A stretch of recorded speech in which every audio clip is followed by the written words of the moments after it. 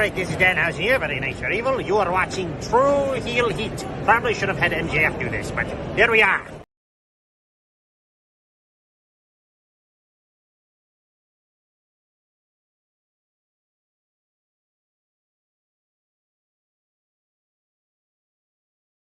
Hey everybody, it's Tony Schiavone of All Elite Wrestling, and this is True Heel Heat. And I said it right, you motherfuckers.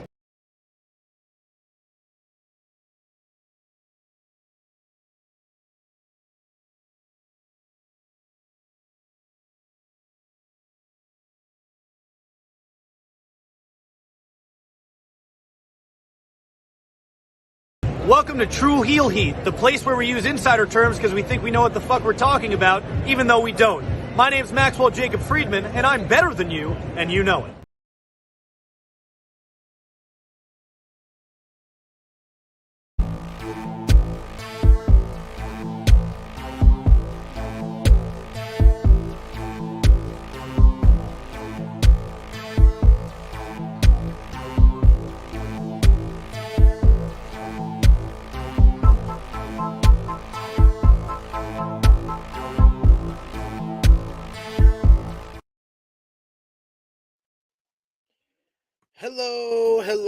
Hello. It is me, your True Hill Phenom, SP3. We are live on the True Hill Heat YouTube and Facebook for Collision Course #1, reviewing the premiere episode of AEW Collision. I am joined here today live on the True Hill Heat YouTube channel by your favorite, the face and the ace of the True Hill Heat YouTube channel. Even on his day off, he shows up more than my co-host, Romeo Anthony Colon. What's up, brother? Happy Father's Day to you. Happy Father's Thank Day you. to my dad. And Yes. happy Father's Day to all the dads out there. Yes, all the dads out there, happy Father's Day. We're here with a special Father's Day edition of Collision Course, and it's the debut edition of Collision Course. We are glad everyone is joining us here. If you're joining us live, you're joining us on demand, we appreciate all the love. And of course, show your appreciation back by dropping the thumbs up on this video. Share this video with all your wrestling fans, friends, family on all your favorite social media platforms. If you are new to the True Hill Heat YouTube channel, hit that subscribe button, hit the bell to stay notified for all the great content here. And for any of the dads watching, happy Father's Day to all of y'all, and happy Father's Day to all of your fathers. Of course, if you're with us live, you can sound off in the live chat. Give us your thoughts on the premiere episode of AEW Collision. Let us know what you thought about CM Punk's highly anticipated return to AEW. You can let us know that in the comments, as well as in the live chat. We'll try to highlight as many of your comments as possible during the show. But of course, if you're feeling generous, you want to help us grow here at the True Hill Heat YouTube channel, there's two ways you could do that during this live stream here. You could send a super chat donation. Any dollar amount matters, and we will highlight your comment on screen. And if you have a thought, a question, we will make sure it's worth your money with that. But of course, you can also now become a member of the True Hill Heat YouTube channel for as small as $1 a month. $1 a month, and we will highlight your comment, anything you have to say in the live chat, and you get extra perks. You have the $1 tier, you have a $3 tier, you have a $5 tier, and you can help us out in that way as well. We got Joseph with it in the chat, one of our Patreon backers, saying hope all are well. We got the Negro Buck Nick Jackson saying what's up everyone. We got our good friend Dolores who says what's up everyone, happy Father's Day. Thank you so much, Dolores. We got Negro Buck who says happy Father's Day, SP3. Happy Father's Day to all the great dads out there, appreciate you for that. We got Joy Boy who says happy Father's Day. Thank you so much. Yes. What Mike Nation It's not says, your it boy feels toy. Joy Boy. We got What Mike Nation who says it feels weird being here on a Sunday, but what's up, fam? Happy Father's Day to all the dads. Yeah. I'm so used to being in the background on a Sunday. I usually Hey, just produce serving face and heels, and now I'm yeah. here. you guys in the chat, don't feel too weird being here on Sunday. You need to check out Servant Face and Heels when it's on Sundays, which it will Yes. be tonight, later on tonight. Yeah, now Servant Face and Heels, they've upgraded. Now they're prime time. They're prime time on the True Hill Heat YouTube channel. That's going to be dropping later tonight at 7 p.m. Eastern time. So you could join us for that. Get used to seeing some content here on a Sunday. And next week it's going to be even busier because you're going to have Collision Course number Yeah, 2. what the hell are we gonna do? Especially when Money in the Bank happens. Yeah, I mean collision course is gonna have to that day would have to get moved to the prime time spot because we got to do the Money in the Bank review, or maybe we could do it on a Monday. I don't know. We'll figure it out. We'll let you know by next week when we do Collision Course number 2. Frantic World saying what's up, SP3, Romeo and chat. Happy Father's Day. We got Joseph with us saying Dose represent. Yes. All right. Happy Father's Day to you, Joseph. Happy Father's Day to you. We got some more Father's Day love. Negro Buck says, thought Collision was a successful first episode. Excited for what's next. Frantic Rail saying we need that Counterfeit Bucks t-shirt. Yes, this week's episode is called Counterfeit Bucks because I think that was the best. That was the best that we're gonna see. But yes, let's any thoughts on this episode before we get into the nooks and crannies of this premiere episode of AEW Collision? What did you think about the look, the feel of the show, and overall thoughts, Romeo? The look was nice. It was a little different from Dynamite. What I really liked about this show was the pacing. I appreciate its difference from Dynamite in that it didn't throw a million things at you, where I personally forget about half of them when they do that on Wednesdays. So it didn't feel like there was a lot on the show, which is fine by me. There doesn't have to be a ton of things. Fine by me. I really appreciated that about Collision. Yeah, I would say like there was a lot of things that just felt different from Dynamite, and that's what I was looking for. Because I would say that, Rampage, it was different because it was an hour. It was just an hour instead of 2 hours when it initially, came in before it kind of got diluted. But right off the bat, there was a different look to the show, a different sound to the show with the new commentary team, which we'll get into. And then, the energy of the crowd. You had the big crowd there with 9,000 in the United Center. It felt like a big time wrestling show right off the bat. And I do agree, like the pacing of how we got a lot of matches, but it felt more of a pace of like a really good SmackDown. I would say that was like definitely a SmackDown pace. Yeah, it was like a SmackDown pace more than anything. Yes, I agree. We got in the chat here, we got Greg Bush here with us. Happy Father's Day to you, sir. Say what's going on, y'all. We got Big Man Dogs who says, I did notice the in-ring style was substantially different. We'll get into that. And Negro Buck says the pacing was really good. I felt every segment got the right amount of time. Yes, they didn't pack too much in, so that's what made the pacing different. But what they did pack in right from the start was what we were looking for. Wait, I do want to ask you, what did you think of the opening theme, Elton John's Saturday Night's All Right for Fighting, which is very ironic for the people that they put on this show? I'm personally not a fan of it. The song is okay. It doesn't really fit for me for a wrestling program, but I appreciate the effort in trying to be different. I'm not opposed to like thinking outside the box and making something different and trying to go for that old school feel. But for me personally, I don't really care for the song. I think that's another reason why I referenced SmackDown for the show, is because it very much reminded me when SmackDown's theme song was the AC/DC song. Yeah, because it's old school. Yeah. Are you ready for a good time? All right. I like that song a lot more. Let's just say that. Well, that's fair. All right, but of course, this episode was in the United Center in Chicago, Illinois. So right off the bat, we heard the CM Punk chant, and they didn't waste any time bringing out the man himself, Chicago's own Pepsi Phil Phil Brooks, CM Punk.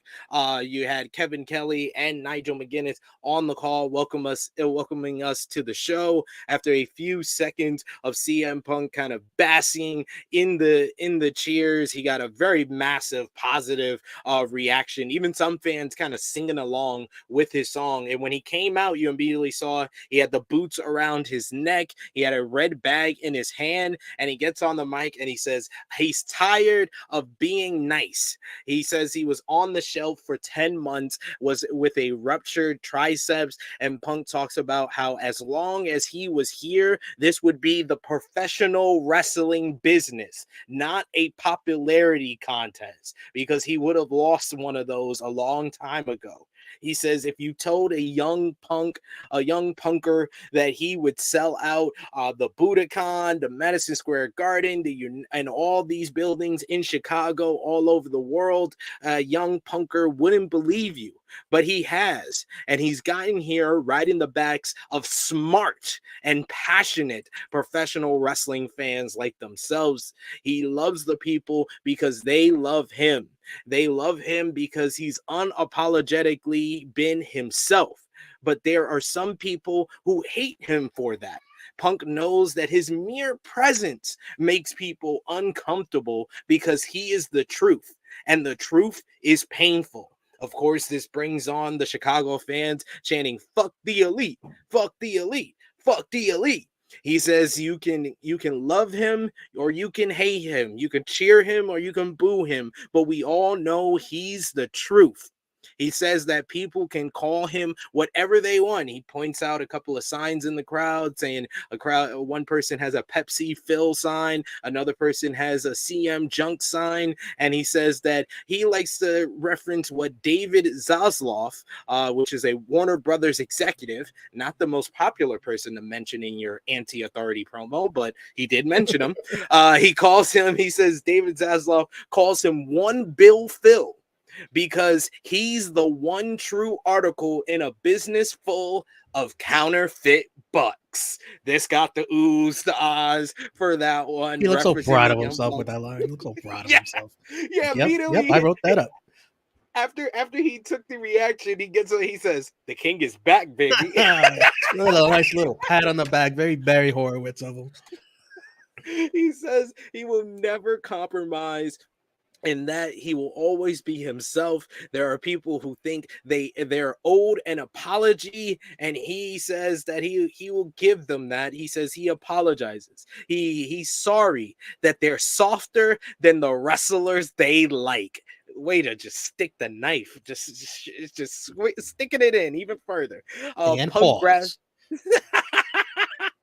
I meant to say that. Punk grabs the bag and saying that what's in the bag, he says the last time he was in the ring, he had what's in the bag raised over his head. And he says that it belongs to him. And he says it's not because that he was in the greatest dog collar match of all time. It's because he won the dog collar match. So until someone can pin or submit him, he says it will be his until then. Punk grabs his boots from around his neck, and he says there are some people who prayed that he would hang them up.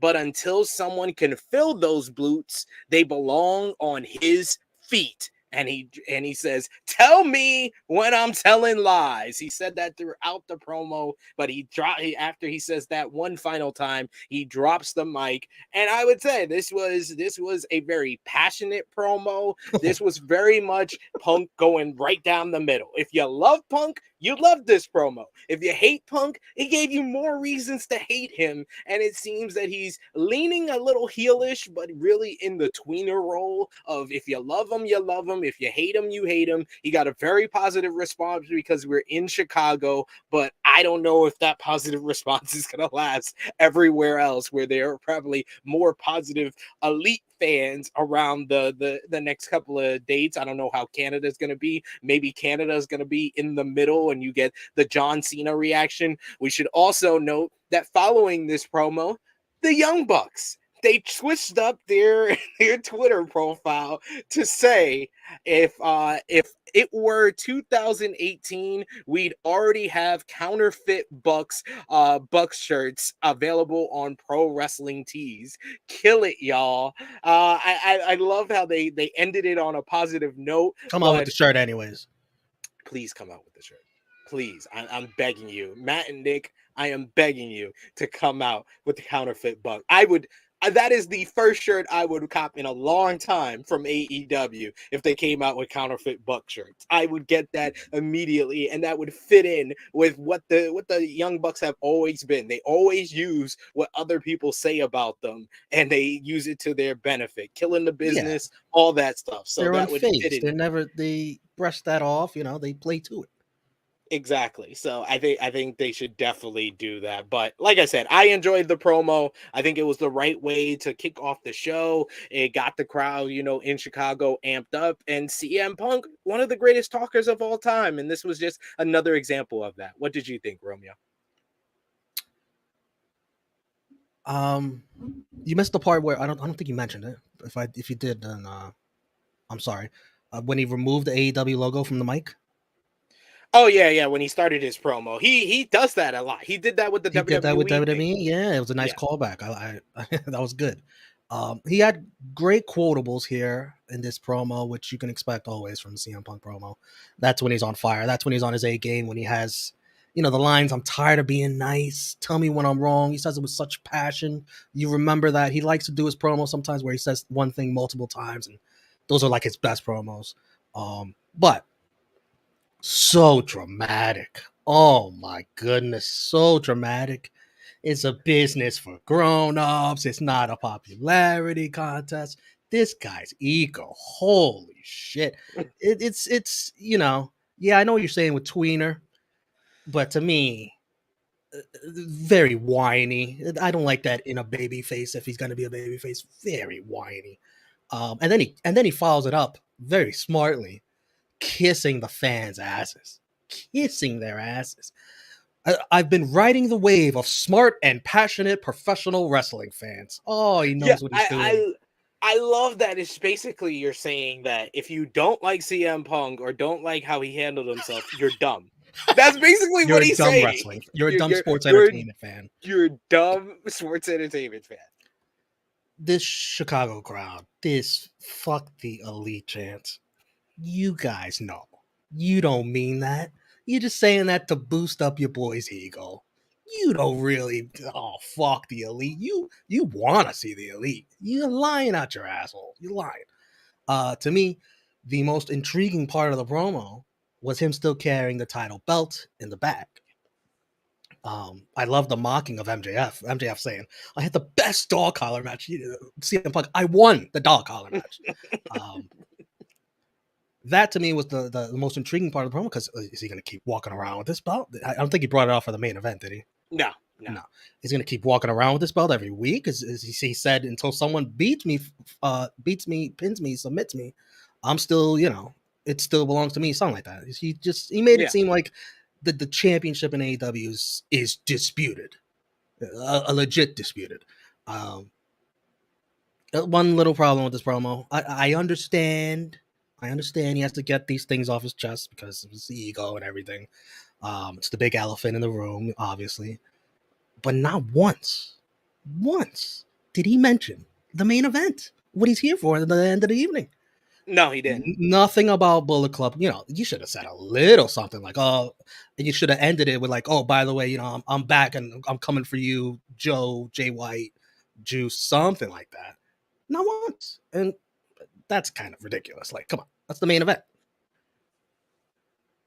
I understand a lot of the critiques you have here, and I can echo a bunch of them. But like I said, I think it was overall a good promo. Yes, may have leaned a little too whining and stuff. And he like I said, if you love him, you're gonna love him. You're gonna love him, and you're gonna love this promo. If you hate him, you're gonna find some things to hate about this promo. I'm in the middle. I don't love him. I don't hate him. Sometimes I understand him. But great delivery. You're always going to get that from CM Punk. Great lines. You're always going to get that from CM Punk. But what a baby. What a baby.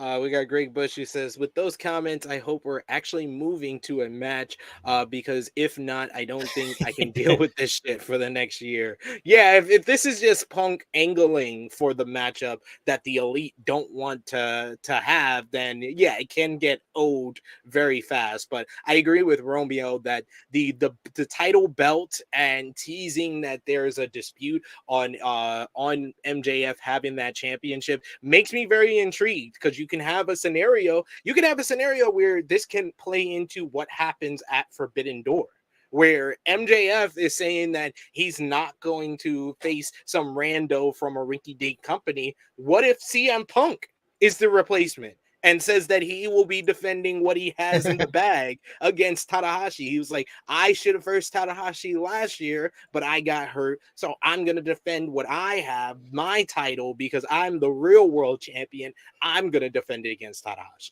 That'd be funny. I didn't even think of that, so that's good thinking. But for me personally, I'd much rather prefer MJF just for the match standards alone.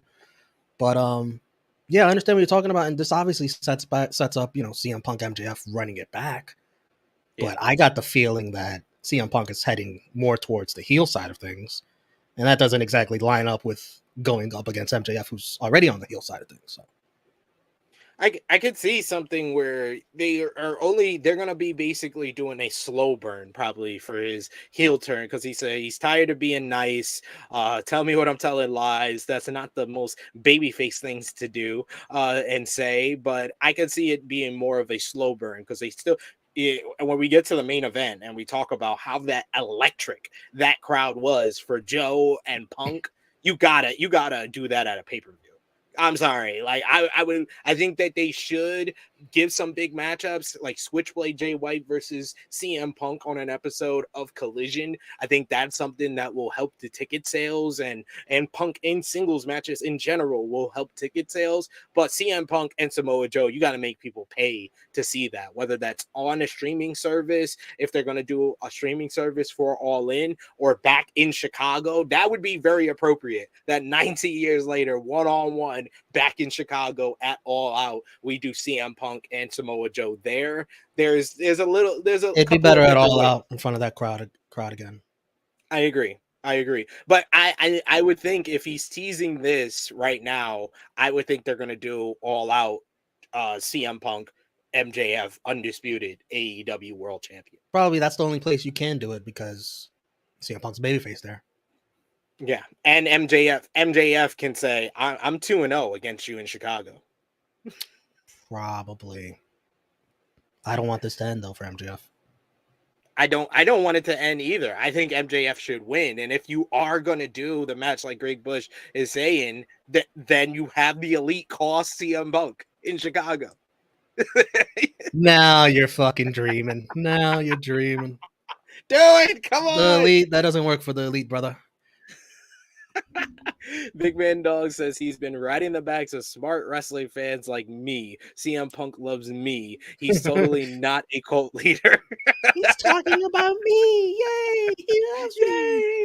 He loves me. Oh yeah. Greg Bush says, "Ooh, Punk and Tanahashi, take my money." Yeah. I think there's a couple of routes that you can go where you can interplay this and connect it to Forbidden Door. So we got Ninja Mortis saying, "Team hashtag make Jimmy work Sundays. Let's fucking go." Well, you know what? I think if Jimmy watches this promo, he'll show up. Maybe he'll show up. Look at that. Come on, Romeo. You know they love you. They love you a lot more than they love me. We got Negro Buck saying, I'm surprised that he didn't mention Hangman. Honestly, no. He got his Hangman. He got his Hangman shoots out on the ESPN interview. No issue there. We got Big Man Dogs agrees with me, saying MJF refuses to wrestle and CM Punk comes to defend his real championship against Tanahashi. Oh yeah. Did you see Tanahashi's promo on Twitter from the show they did, I guess, last night?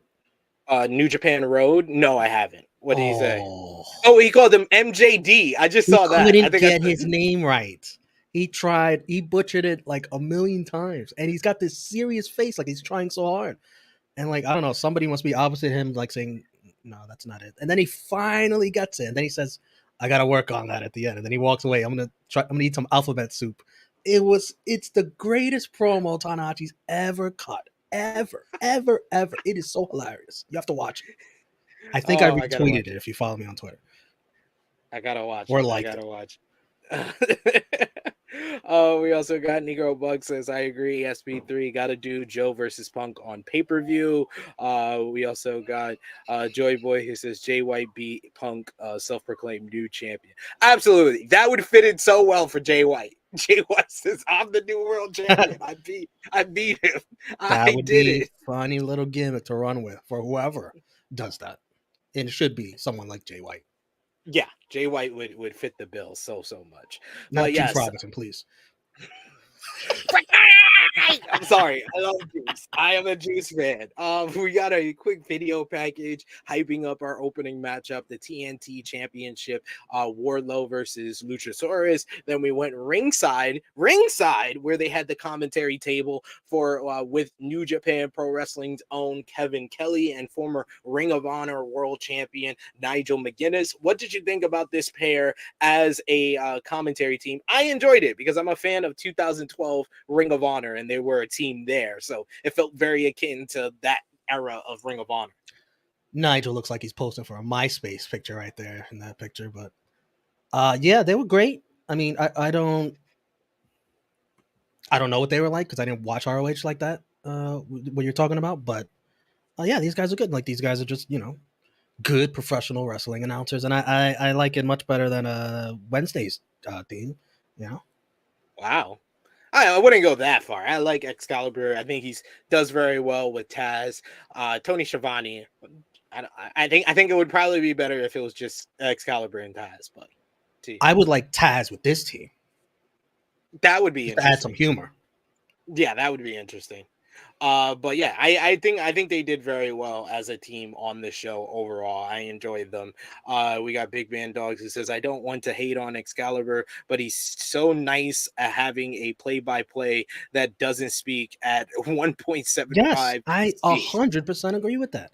And that's what Kevin Kelly is. He's much better. Like I'm not trying to hate on Excalibur. We don't like he's okay at his job, but I just prefer Kevin Kelly.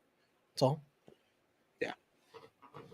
We got Negro Buck who says, knew I should have gone with my gut and picked Luchasaurus. Let's get into that right here. So Wardlow comes out to defend the TNT Championship against Luchasaurus with Christian Cage in his corner. And I thought this was a fun little big man matchup. Nothing kind of just, worth must watch or anything like that. It was hard hitting with both guys hitting like their big moves. It was kind of like the big guy matchup with Luchasaurus clubbering down on Wardlow and constantly getting distracted by Christian Cage. Eventually, Wardlow is able to get on the offense where we come back from commercial break. He has him in a electric chair position and he drops him down. Wardlow makes his comeback and he fires up, muscling Luchasaurus into the corner, hitting some shoulder blocks. He hits a big spine buster and he heads to the top rope before Christian distracts him. He hits a choke slam, Luchasaurus on Wardlow for a near fall. He sets up for another choke slam, but Wardlow pulls an Arn Anderson and bites his thumb. They start trading strikes and Wardlow eventually lays him out with a lariat. Big old headbutts between them during that strike exchange, which I enjoyed. And then Wardlow finally loads up. He hits the power bomb. He's looking for the power bomb symphony, but Christian constantly is distracting him, grabbing steel chairs until Wardlow is reversed by Luchasaurus into a choke slam for another very close near fall. Wardlow's able to reverse a power slam into one of his own, and he hits a beautiful swanton bomb off the top rope. He pulls down the straps, and he once again is looking for the powerbomb symphony, but he muscles him into the corner. He hits 10 punches in the corner before Luchasaurus escapes and grabs the referee. As the referee is distracted, Christian blasts Wardlow with a camera, and Luchasaurus follows up with a clothesline to the back. 1, 2, 3, and new TNT champion, not Christian Cage. Oh, It is it looks like actually it. Luchasaurus, and I loved Christian Cage's over the top celebration, grabbing the championship, celebrating like he won it, and then even doing the old Jurassic Express pose with What Luchasaurus a putting dick. him on his shoulders as he celebrates with the TNT championship. Like I said, I thought it was a very solid matchup, big old hoss fight between these two guys, and the title change makes sense because now this is 3 straight shows on Warner Brothers Discovery that has kicked off with a new champion being crowned. On the inaugural episode of Dynamite, we had Riho defeating Nyla Rose to win the AEW Women's World Championship. On the debut episode of Rampage, Christian Cage himself defeated Kenny Omega for the Impact World Championship. And then you have here on the debut episode of Collision, Luchasaurus beats Wardlow to become the TNT Championship. But my only nitpick or problem here is, what the fuck are we doing with Wardlow? Do we even care anymore? Obviously we don't. Or you realize, I guess a little late for everybody else, that this Wardlow re-push or re-establishing of Wardlow wasn't working.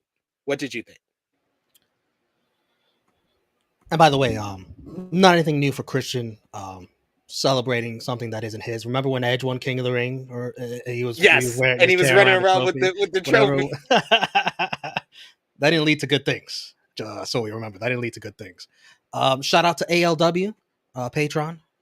We were the only 2 people that believed Luchasaurus was going to win this match in the prediction contest, and you had to figure that because all the reasons you said, as far as wanting to have a big title change on a new show, first episode. And also we have to know how Wardlow is booked right now, how he's always been booked. This is not strange. This is nothing new. The match itself, the chemistry is not much. It wasn't anything wowing. The power slam spot was a little awkward. I think he was trying to go for a different move. He just like, all right, fucking power slam. And the match ended how it needed to. Christian being the difference. Arn Anderson's out of the picture, so Christian took advantage of that. It's funny, how often Wardlow loses. This is not good for him at all. I'm not mad about it because I like heel Christian and his act and everything that he does. But it's bad for it's bad. You look at the 2 mid-card champions, Orange and Wardlow, well, formerly Wardlow.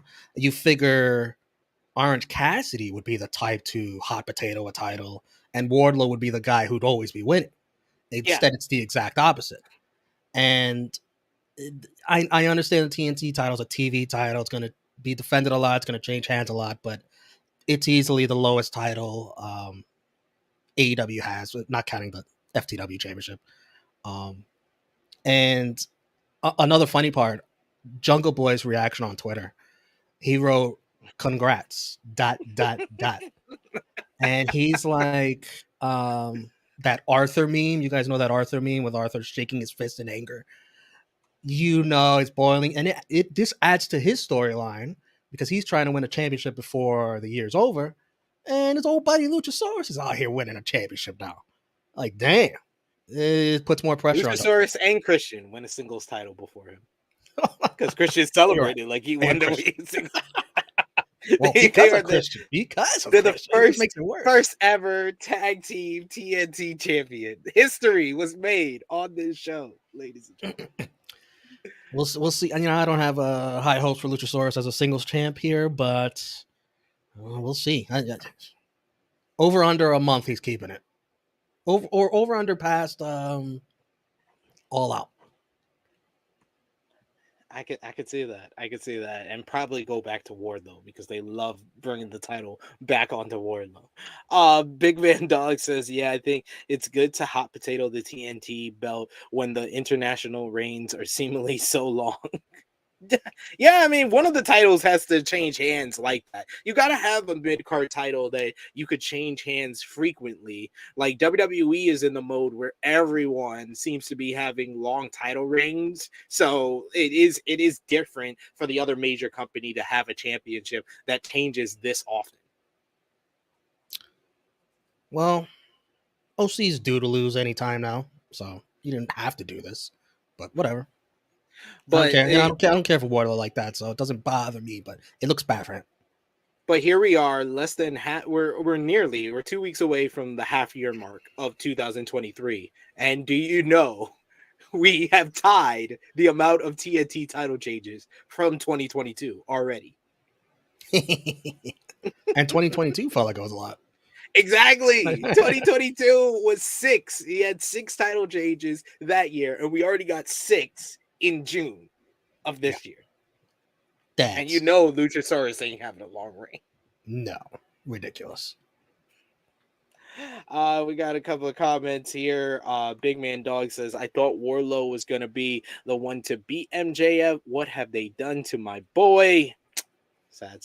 By the way, the TBS is clearly the big dog over TNT. That title changed hands once. Once. We're a year and a half. It's changed once. Ninja Warrior is saying Christian Cage has held a championship belt on the first Rampage and now the first Collision. Yes, greatest of all time. Better than Edge. Better than Edge, ladies and gentlemen. We got. Don't worry, Edge will be joining him soon.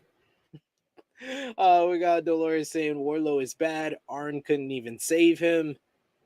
Yeah. Seems so, man. You thought Arn was the person who was gonna put him over the top. Poor guy. He did a little bit, but poor guy. It's too old. Poor guy. Mine Mike Nixie says you're forgetting Scorpio Sky. What did I forget Scorpio Sky about? Terrible champions, I guess. Oh, terrible champions. I mean, I don't know. We'll talk about Scorpio Sky. He was on the show. We'll talk about that briefly here. We also got here Mike from Indeed saying Christian is gonna make sure he holds on to it for a bit. Yes, he is, and I love every second of it. I love it. I am here for it. And we got Ninja Mortis who says, I never thought Wardlow was the next anything. Oof. If you're not gonna do the Jungle Boy heel turn, which I think they are, this would be the guy to have his first title win. Beat Luchasaurus. Yeah. I just wish that Luchasaurus was where he was at when he was with Jungle Boy. Because I was very much high on Luchasaurus back then, but not so much now because they kind of even with this, Christian pairing, they haven't made him, feel like a guy that was like next up as far as holding championship gold. I like his look, but you get like no feel for his personality at all. It's just all Christian. Yeah. Pretty much, which is a little bit unfortunate. I will say it's a little bit unfortunate there. But next up, we go backstage and we hear from former TNT champion Powerhouse Hobbs along with QT Marshall. Marshall says that he has a scoop from QTV, and he says that Hobbs was here on Collision as promised, and Hobbs is going to win the Owen Hart Memorial Cup tournament. Hobbs says that he is the new face of TNT, and this new chapter of the Book of Hobbs would be all about redemption. What do you think about Powerhouse Hobbs being the first name declared for the Owen Hart Memorial Cup? And what would you put his chances at to win the entire tournament? He ain't winning no damn Owen tournament. I've read the Book of Hobbs. Wasn't interesting. Put it back down. Whatever. So disrespectful. Hey, it ain't no fault of his own, but that's how they booked him. He had this big brass ring win, cashed in successfully. Then what? Down the toilet. So very true. It ain't fault of his own. Very true. We got one Mike Nation saying Luchasaurus being first TNT and tag champion. I never said that. When did I say that? I don't think you said that. Yeah, I never said that. I know that Scorpio Sky is the first TNT and tag team champion. I never said Luchasaurus was the first. I'm confused. What happened? He missed it. Did I misspoke or did he mishear? I don't know. We got we got Victor who says, what happened to Thunder Rosa being on Collision since she was on the commercials for the show? I wish they would have done some type of like vignette, but you can't do everything on the first show. You got to have something for the later shows, and I don't think Thunder Rosa is healthy yet as well. There's a segment on the show that I would have X'd out and put Thunder Rosa in. There is one. All right, we'll get to it, but this is not it. Next up was No. Buddy Matthews of the House of Black, 1/3 of the AEW World Trios Champions, going one-on-one with the returning Andrade El Idolo. And I think when all of us, which I think I said that, I didn't say that the best, but I definitely said it better than Kevin Kelly. Kevin Kelly was struggling with saying Andrade's name in this one. Andre, he called him at one point, but oh my God, I knew this match would be really good. But I did not expect this one to kind of steal the show here. I mean, like, you had the crowd very much amped for this one, chanting for, Andrade to kick off with welcome back chants. This is the first time he's back in the ring since All Out 2022. And after a stalemate, Andrade caught himself on the ropes and baited Matthews to the floor. You had Julia kind of teasing that she was going to touch his mask, and he stopped her. Then he does a cartwheel into a moonsault off the apron. Matthews sent Andrade into the ring post and into the timekeeper's area, but Andrade was able to hop onto the barricade and hit a nice Hurricane Rana. The match really changed when Matthews went to attack Andrade's injured arm and went after that, and then Matthews basically tweaked his knee, and it became a battle of both men kind of dealing with their injuries in this one, and really added to the psychology of this matchup overall. Even during the commercial break, I don't know if people caught it, if you weren't paying attention to the picture, but they had the doctors checking on both guys in the middle of this, which added a lot to me, in my opinion. This felt like a boxing match where they had to stop the boxing match to check on both guys, and added a little bit of realism to this matchup. But they were good to go, and the match went full throttle from here on out. You get Buddy Matthews getting inspired by his woman, Rhea Ripley, with the Prism Lock. You get Andrade with the moonsault, land on his feet, then standing moonsault. You get him with some big ass strikes where he does his spinning, his discus forearm to Buddy and completely knocks his ass off and into the corner. He hits the double knees. Both men just hit some ridiculous strikes. You get super kicks, you get big forearms, you get big old chops. Eventually, it was Buddy Matthews' knee, which came back to haunt him as he went for a sunset flip powerbomb. He drops down after landing on his feet because he tweaked the knee again. Then he goes for the running powerbomb, but his knee gives out, and Andrade basically recovers. He's able to put him in the figure 4 deathlock, and then transition into the figure 8 and get the tap out victory on Buddy Matthews, taking some inspiration from his wife, Charlotte Flair, and getting the win, getting redemption for Charlotte Flair's loss against Rhea Ripley at WrestleMania 39. This was a certified, bona fide banger. This was a banger in every sense of the word. This delivered. This had the Chicago crowd on fire after the matchup. Andrade actually showing a little bit of babyface tendency and actually asking for a handshake with Buddy Matthews. But before Buddy Matthews can accept, the lights go off, and when they're back on, the rest of the House of Black are in the ring. You have Malachi Black staring at Andrade, and then Brody King in the other corner delivers a discus clothesline to Andrade, taking his head off, and then Malachi Black leans over Andrade and he says, I'll see you soon, old friend. Very, very good stuff here with the post-match, setting up what may be House of Black versus LFI in the future for the Trios Championships. But boy, oh boy, this was a stellar matchup in every sense of the word. Both guys showing out and really showing that collision. This was a match that this episode needed. You needed the banger. You needed the kind of a great matchup to kind of solidify what we're going to see on Collision, and this delivered it in spades. What did you think, Romeo? Yeah, the match was incredible. It's so good to see Andrade back. It's good to see Buddy get a chance to go in singles action. Buddy just can't be the fall guy for House of Black. He is special when he's in between those ropes by himself. He needs to be in the convo for singles titles, eventually here.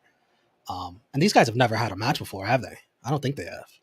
I'm pretty sure they didn't in WWE, if I'm not mistaken. You guys can Yeah, I don't think remind me so. if they. I never remembered them facing like this, and it wasn't as good as this. That's one No, thing that's I for can sure.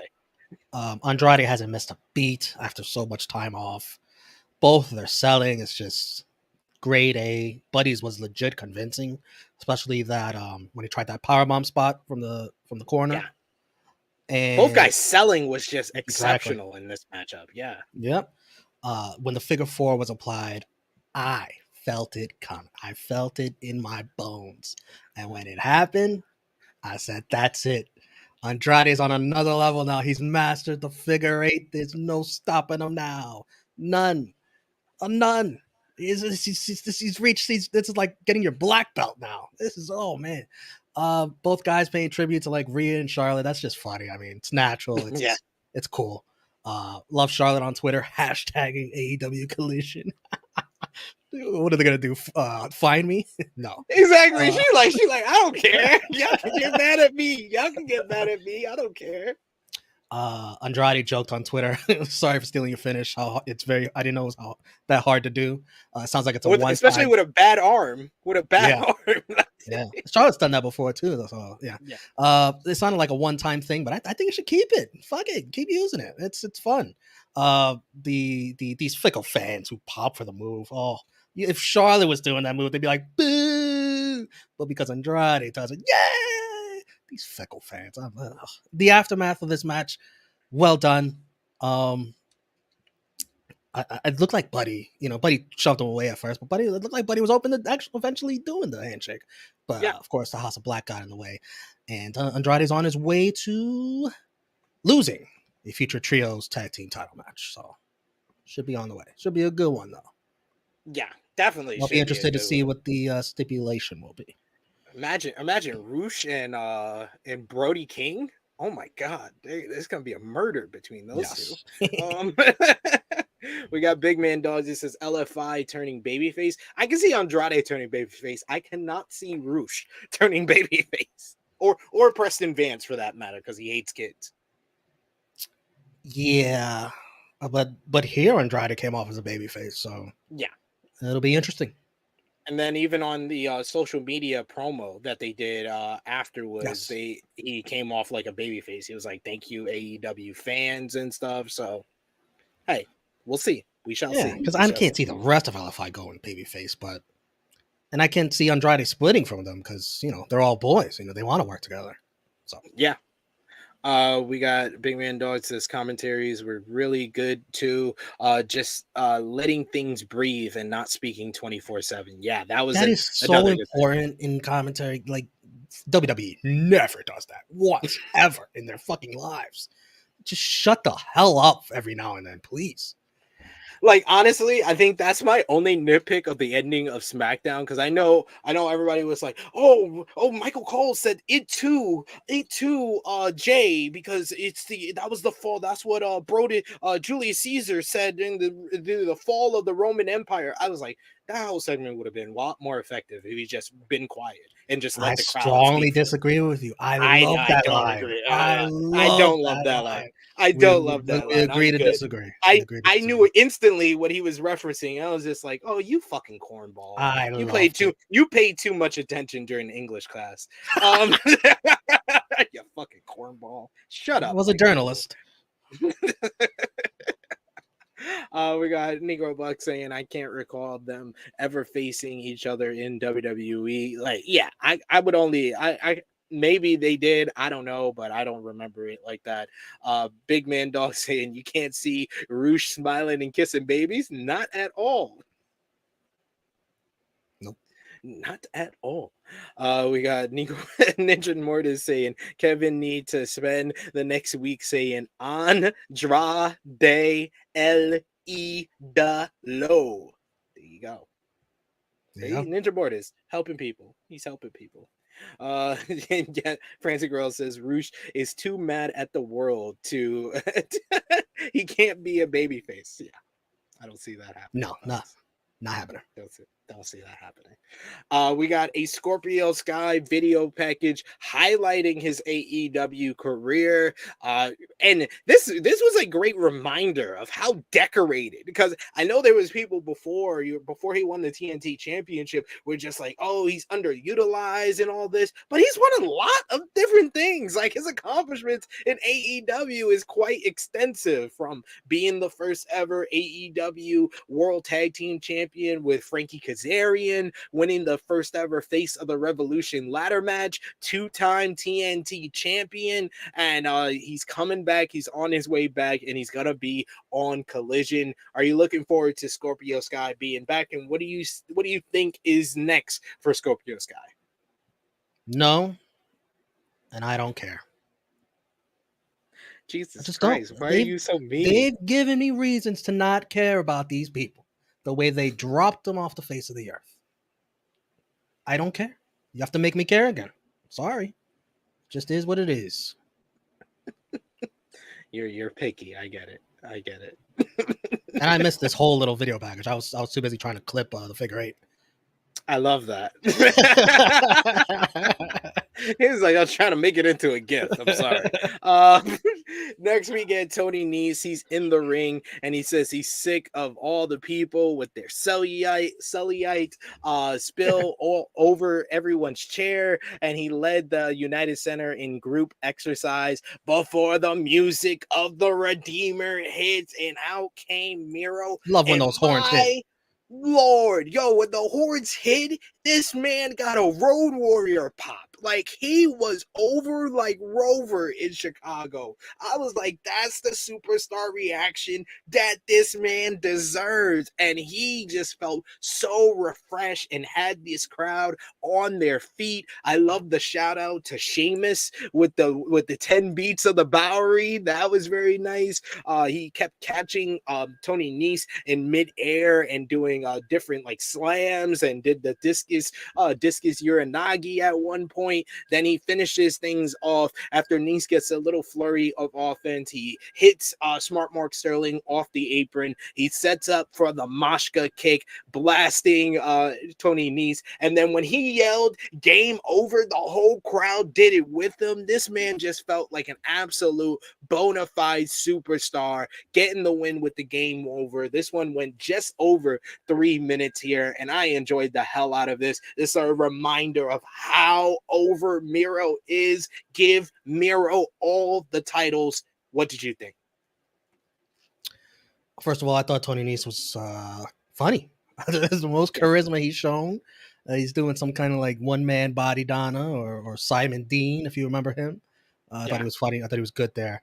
And I love the sound of the horns. Like, they need to make it. This should be a repeated thing here on Collision, like weekly, where you hear the horns and you just know somebody's gonna get their ass kicked. If I could steal Mark Henry's theme for a bit, they should keep building this up with Miro. Like, it has to be ingrained in your mind that that's what's gonna happen.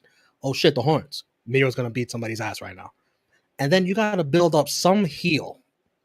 Not in the same way, but build him up that he's on the level, a high level, that when he's in the ring and Miro's horns hit, you go, oh shit, I can't wait to see these two go at it.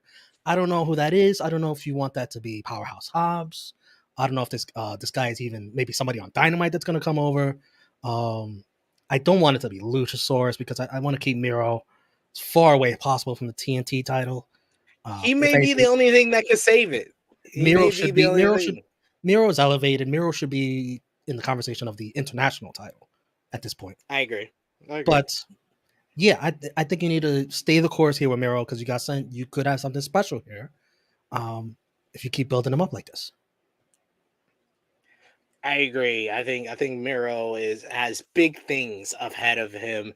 We got Negro Buck, who says the Redeemer is fucking back. We also talking about the vignette with Scorpio Sky. We got Ninja Mortis who says, I always thought Scorpio would be the first Triple Crown. Thought he could fit into a transitional heavyweight champ at the beginning, but since the TNT debacle, I don't know if he can go any further. And just joining us are a person who needs to close his shades.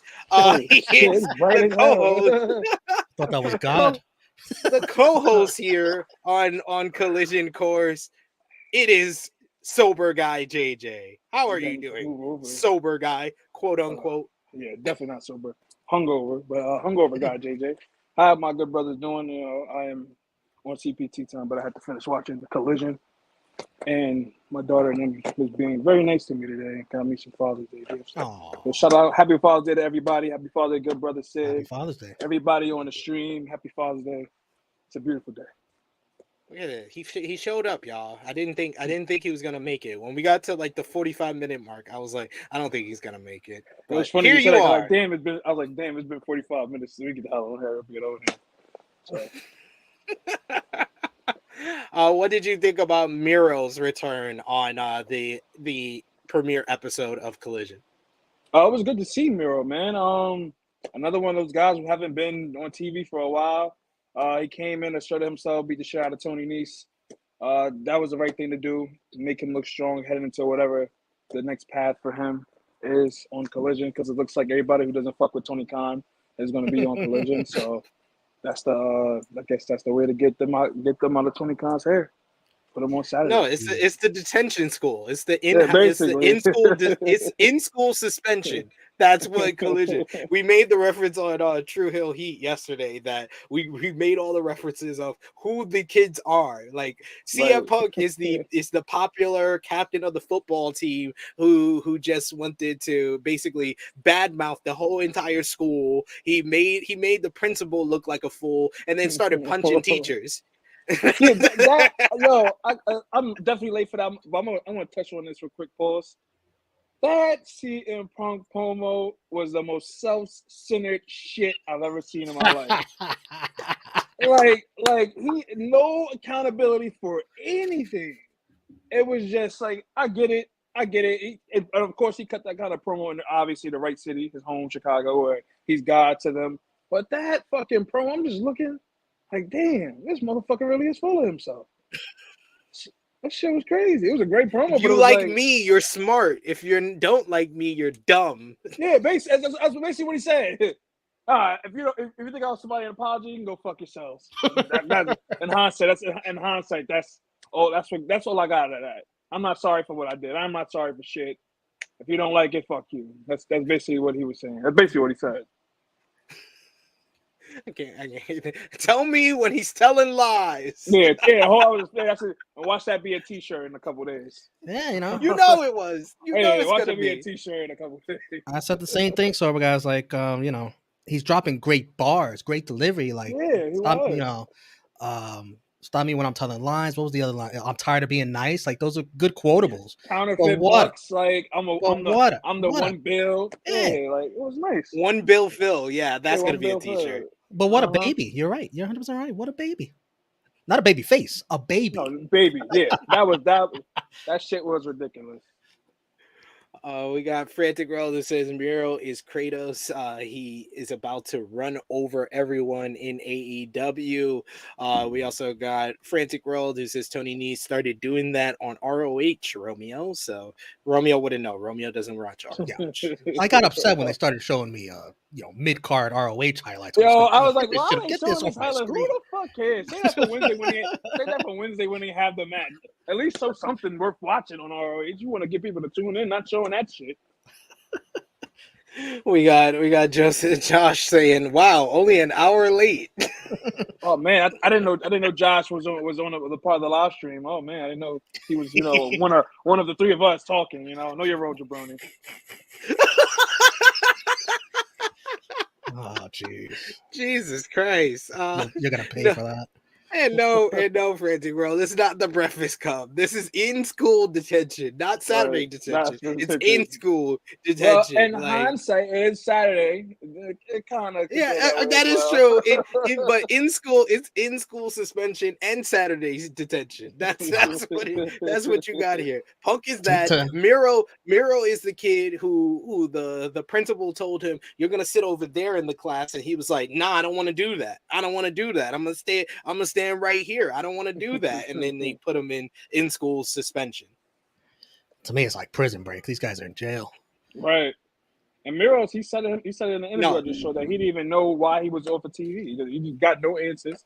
They didn't communicate anything with him. I guess Tony was like, "Hey, got a Saturday show now. You can come back to work."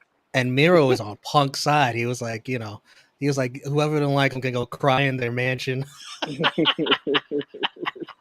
Him and Samoa Joe. I feel like they did like interviews. Tony did interviews. Like, would you mind being on the same show as CM Punk? And these are all the people that were just like, nah, I think he was in the right. I think it was in the right, actually. Yeah, I can see that with Joe, though. Joe got one of them strong personalities. Like, y'all fought, get over it. Stop being a bitch. That's probably, like, you could tell Joe's one of those kind of guys. Like, Facts. Oh man, too funny. Next up, you had the AEW Women's Division coming out before 9:15. Near the top of the hour. They nearly gave them the top of the hour. That was actually good here. It's Sky Blue and Willow Nightingale versus the Outcasts, Ruby Soho and AEW Women's World Champion Toni Storm. Sky Blue got a huge reaction because they said she's from Chicago. So they popped for that one. And I thought this was a fun little matchup here. You had the Outcasts jump the baby faces early on. They got into Mama Blue's face on the outside as she was in the front row, and she slapped the taste out of both of their mouths, even though Mama Blue need to get some blue into that red hair or make it purple. Right, Mama Red. She is not doing that. She redeemed herself from Wednesday, because that shit on Wednesday was awful. It was pretty bad. But I thought Willow nearly knocked out Ruby Soho when she hit her with the pounce and Ruby went into the guardrail. I was like, oh shit. Bad. You got Willow took some of the heat and then eventually made the hot tag into Sky Blue. Sky Blue was running wild until Toni Storm stopped her and put on the Texas Cloverleaf, the same submission that she lost her AEW Women's World Championship match to Toni Storm on Wednesday. But Blue fights in her hometown and makes it to the ropes. Eventually, the Outcasts have the advantage. They're about to hit Sky Blue with the spray paint, but Willow Nightingale gets into the ring. She stops Toni Storm, makes her spray paint Ruby Soho in the eyes. She takes her out of the ring, and then Sky Blue follows up with the Code Blue on Ruby Soho for the 1-2-3. Babyface get a big reaction for this victory, and like I said, I thought it was a fun little matchup here, getting the Babyface some momentum, getting Blue a big win. And this girl, man, she is the workhorse of this women's division. She's been in the past week. She was on last Friday's Rampage. She was on AEW Dynamite. She was on ROH TV, and now she's on Collision. Like, she's the workhorse of the women's division, and she's a person with Sky Blue. I would say Sky Blue is somebody that has been improving every single time I see her. I thought the match with Toni Storm on Wednesday was pretty good, and I thought this match was good as well. Sober guy JJ, what did you think? You know me, once I saw one of the matches, I was going to cut it off, but it grabbed my attention. I'm just kidding. Jesus Christ. It did grab my attention. It was a pretty good match. Clearly they see something in Sky Blue. Like you said, she's been improving since she first got there. I think she made her debut in Chicago like last year or so. So kudos to her. That was a good moment in her hometown. That was nice. I guess she probably gets a rematch soon. Because ain't they going to be in Chicago on Wednesday? Or maybe they could set up something for her and Toni Storm down the line. That'd be nice. But good. Yeah, pretty solid match. Yeah, they're in the Wintrust Arena on Wednesday, but that lineup seems pretty stacked already, but we'll get into that. Romeo, what did you think about Blue and Willow versus the Outcasts? Yeah, hold on. We do have a disclaimer. We should have played that when he's talking about this fucking turn off the TV. Words and opinions of Sober Guy JJ do not necessarily reflect those of True Heel Heat, its viewers, or affiliates. I love the edit job you did. He added the give. Because he lives in Philly, so Will Smith being there makes that's a 10 out of 10. Just like, that was great. That was great. Great stuff. Let's hope we don't have to play that as much as the damn disclaimer we play on Thursdays. My thoughts on this. My thoughts on this match. I thought Willow was a badass here. She was the equalizer. I liked her throwing the spray paint in the crowd and Tony getting all mad at it. Sky got the hometown pin. Supposed to be an upset here, but this was no surprise to me. I kind of saw Willow and Sky picking up this win. Blue reminds me of Roxanne from NXT as far as likability. I don't think she's there yet as a wrestler. She could get there. We'll see if she keeps it up. She needs to keep racking up those wins. I saw that record on your graphic, 11-8. Oof. Come on, pick that shit up. I mean, it's still over 500, man. Come on, I'm pretty sure that all 8 losses was in, or 7 of the 8 losses was in AEW, and probably like 8 of the 11 wins was in ROH. She's on that fringe. She needs to, prove she's a pro, not no amateur. She's picking up the wins in the developmental league, so she's trying to stack the moving on up. We got Frantic World that says the women's tag match was really good. Congrats to Kyle Fletcher and Sky Blue. Yes, they're in a relationship. Did they get engaged? If you're saying congrats, I don't know if they got engaged. Yeah, I don't get congrats on a relationship. Yeah, that's kind of congrats for getting laid. What? Right, exactly. Congrats for tapping that ass. Like I don't understand what's the congratulations. They got a tape out. I don't know. What? Oh, Jesus Christ! What are you? What type of tape are you referring to, sir? What other tape you think I'm talking about, good brother? We both trying to play it at the same time. It canceled out. We're both trying to play it at the same time. Play it, SP3. I'm not touching it. Pause. The words and opinions of Sober Guy JJ do not necessarily reflect those of True Heel Heat, its viewers, or affiliates. Jesus. I have a feeling. That's what I said. I'm thankful Romeo listened to me, and we had debate of if we should play it or not. But hey, I figured that we would have to play it for this man right here. Thank you for joining us. We appreciate you for joining us. we got Negro Bug saying another United Empire W. Hey, they get around. United Empire get around. They get around. They got all different area codes. There you go. Frantic World saying after her match with Athena on ROH, Guy Blue has been getting better. Yep, put him in there with Athena, and hey, goes to the moon. Athena, the GOAT. In a pre-tape, we get Ricky Starks. He announces that he is entering himself into the Owen Hart Memorial Tournament. He noted that this tournament was absolutely his to win. Nice play on words. I see what you did. This loser. Well, you're supposed to forget you just got your ass handed to you by Bullet Club Gold. You ain't winning this tournament either, pal. All momentum lost. Hey, the last tournament he was in, he won, which was the Eliminator tournament last fall. All right, so let's waste the Owen on him just so his momentum can get ruined again. Let's do it. Gotta have faith, man. Why are you so mad? Because I have no faith in Tony. None. He doesn't stay the course with these guys. He always ruins it. Hey, he's got 2 shows now. He might get a push on Collision. He's a Collision exclusive star now. Yeah. You know what he's gonna do? He's gonna make more titles. Watch there be another belt. I think Ricky Starks eventually needs to be one of the next TNT champions. I could see him. Being as much as that belt gets passed around, he should. You figure you get his hands on it once, yeah. Right. And then he could tell the story of how he came in a TNT championship matchup, and he really hasn't. I think he only got 1 shot since then. I think that was against Darby Allin. But other than that, he's never gotten a shot ever again. I'm rooting for Ricky Starks, but I'll probably have to root for him in WWE. The way this is going. Jesus. Uh, in a pre-tape, we get Jeff Jarrett announcing that he signed for a concession stand brawl against Mark Briscoe. He says it's been 46 years to the day of his family promoting the infamous Tupelo concession stand brawl, and he says there's going to be no Karen and no Sanjay, only Jeff kicking Briscoe's ass, and that was also made official for this Wednesday's Dynamite. What do you think about Jarrett versus Briscoe in a concession stand brawl in Chicago, sober guy? Whatever. I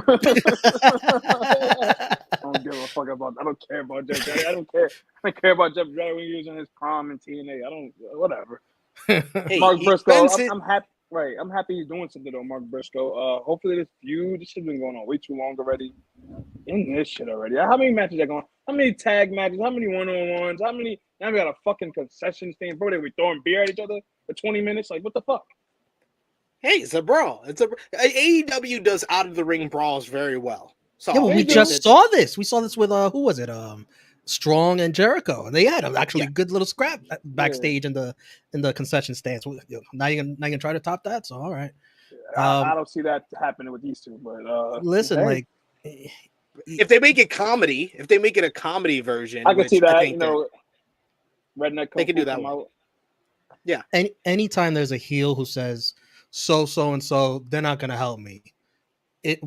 I'm thinking, who's joining Jeff now? Who's this other guy that's not in the picture that's going to align himself? He didn't say Jay. He didn't say Lethal. So. He didn't say Lethal. He said only Sanjay and a Karen. And he didn't say Santum. Yeah. So he didn't say no Santum. So could get involved. We'll see. We'll see what happens. That was actually a more useful segment than our next segment, which was the Acclaimed and Daddy Ass coming out to the ring. Max Caster does a kind of a thematic a rap on Chicago.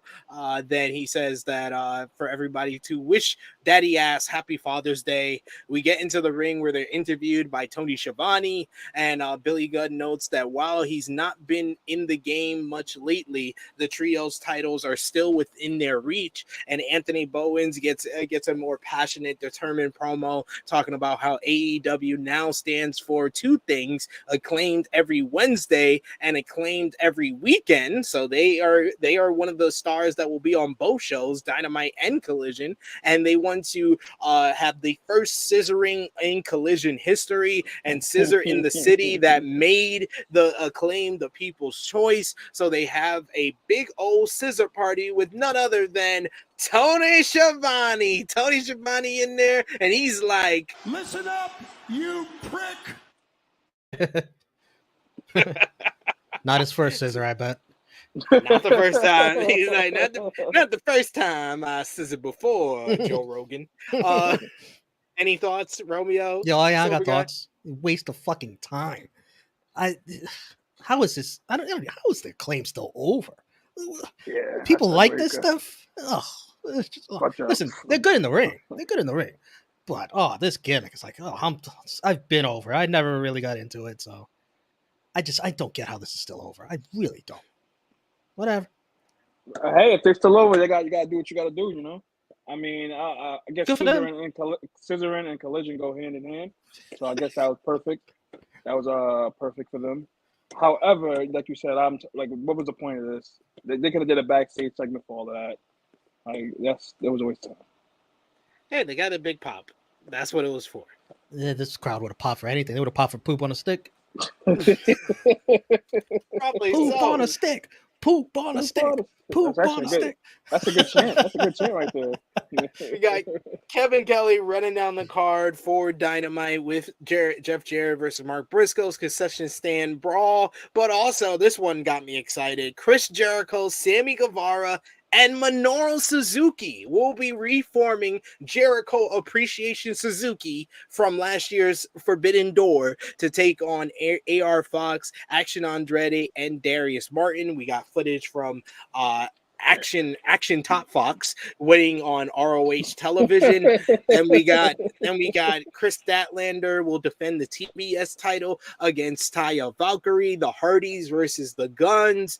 Jeff Jarrett and Mark Briscoe, like I said, and a blind eliminator tournament, which will determine the number one contenders for the AEW tag team titles, as well as Orange Cassidy and Kazuchika Shibata versus Daniel Garcia and Zack Sabre Jr. All of that on tap for Chicago this Wednesday on Dynamite.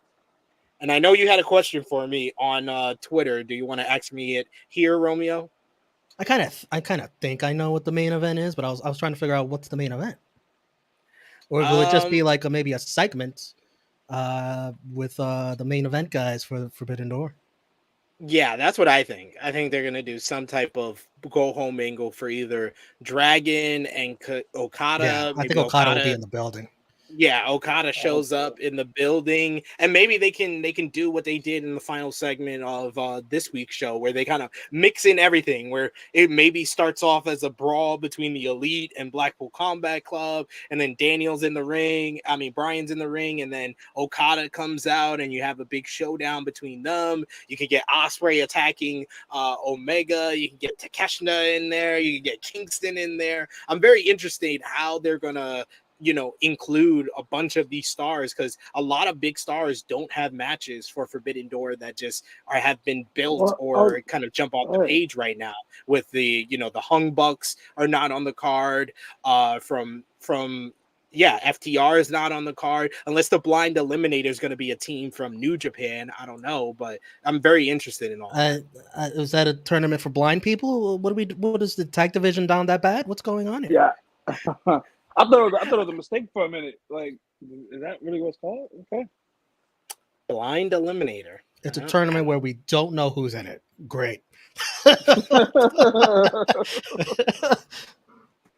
I was like, how much of it is the Blind Eliminator like their term for like tag team turmoil? Maybe it's that. Even with tag team turmoil, though, we knew who was in the matches. Yeah, I think it's just a tournament where it's like what does PWG do? The Mystery Vortex? No, but do a card where you don't know who it is.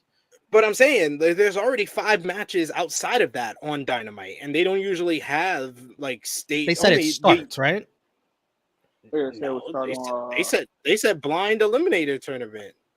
I didn't hear them say it start, but no, they said it starts. I thought it said it starts on Wednesday. For them to face the title. To face the tag team champ. So then, what is FTR doing at Forbidden Door? They should be logically taking on Bishamon. Right? Yeah, I would say that's the easiest thing to do, because Bishamon owns a win over them, so they could just do champion versus champion. Well, then announce this shit, Tony. What are we waiting for? I was like, when we got to the main event, I was like, so we really didn't do anything to build to Forbidden Door? Like, couldn't we have used 1 or 2 of these segments to build to something at Forbidden Door? Like, at least, even with the women's matchup, you could have just, after the matchup, have a quick interview where Tony Storm challenges Willow. Like, oh, Willow, you messed me up. I'm challenging you, women's champion versus women's champion. At least do something to build to Forbidden Door. Right? I understand what you're saying. I kind of don't want to see an AEW women's title match again on Forbidden Door, unless there's somebody who's not being used on that Stardom card that No, there's no one. That's what I'm saying. There's no one. Even Kyrie got booked. Yeah. There's Stardom is not going to be on this show. I'm pretty convinced at that until I hear something otherwise, which I could be wrong. I don't think Stardom is going to be on this show, because all their major stars are booked for that other show. Unless it's going to be a Stardom star that will not be known by an AEW crowd, which I think that's counterproductive. Right. It should just be Willow. The thing that they build is Willow versus Tony Storm. Yeah, but neither one of those should be losing right now. No, I think it should be something like, maybe you do like this. You do something on like Rampage or next week's Collision, where it's Sky Blue versus Ruby Soho, and they're representing those two, and whoever loses, that's whose title is going to be on the line at Forbidden Door. Good idea. I'm sure they're not going to use it. Yeah, Oh, it's a I good was about to say, idea. good idea. It probably won't happen. That's Book not gonna SP3 on the booking team. happen. Frantic Girl says, "Is Mark Davis okay to come back?" No, he just had a I don't know. He meniscus. got hurt. A meniscus, like this literally only happened like less than 3 weeks ago. Like He's gone he's for the not gonna summer. come back. Yeah, he's not. That was confirmed when they said he had a surgery. He wasn't gonna be on Forbidden Door. He's not. gonna It's be a on shame, Forbidden. because United Empire, that was going to be what was going to fix this tag division. And Yeah. got shot in the foot. Aussie Open versus man, you can do a whole Forbidden Door card on matches that we didn't get last year and this year because we're gonna get Mercedes on this card. We were gonna get Aussie Open versus FTR on this card. Last year we were gonna get Bryan Danielson versus Zack Sabre Jr., CM Punk versus Tanahashi. All of that up in smoke. Forbidden Door season. This is how it works. I'm hoping to see Naito on this card. Like, can we get I these doubt guys? it. He wasn't there last year, right? Kenta I sounds like think- he yeah. wants no business. Yeah. I think he's working with CMLL. He's gonna be on CMLL shows. Naito. Dang. I think Naito was dead serious when he said that he didn't want to do the He didn't Forbidden want to do Door it, show. right? Yeah, I don't think That's he didn't funny. do it last year, so I don't see him doing it happening this year either. So. You know what I could see from this Dynamite matchup with J.A. Suzuki? I could see them facing Sting, Darby Allin, and Hiromu Takahashi because Hiromu didn't team with Sting and Darby last year. It was He true, though. got pushed. He got sick, so he wasn't able to go. No, I'm saying it needs to be Hiromu because he was supposed to be in the Shingo spot last year, but Shingo only replaced. No, they made it into a 6-man instead of an 8-man. It was supposed to be Dudes with Shingo and attitude. Hiromu. Yeah, I'd rather see Darby Hiromu. no, I think this is what I'm saying. I think it's going to be Hiromu with them at here, and then they do Hiromu and Darby at the All Star Junior Festival in August. Gotcha. All right. Got to think long term. You can't think just in the moment. Got to think. Sorry. See, chess. I'm a chess player, man. You got to play chess with this booking. This is why you said they should hire me. I'm available. I'm I agree. available. Part-time. Only part-time. I know you can't work with Triple H. I could work with Triple No, H. you- I no, want the fuck to you help. I can't. want to help That's Triple a H. stupid idea, Paul. That's what you be saying. What are you, idiot? You can't do that. No, I wouldn't. Every No, I wouldn't. meeting. No, I wouldn't. No, I wouldn't. I would be the guy in the back snickering like that's dumb. That's dumb. And they'd be like, "What you said?" I was like, "Maybe we can do it this way." Will Jessam's saying, so we're really not going to have any Stardom women on the show. This is what happens when you have no backup plan when Mercedes Moné get hurt.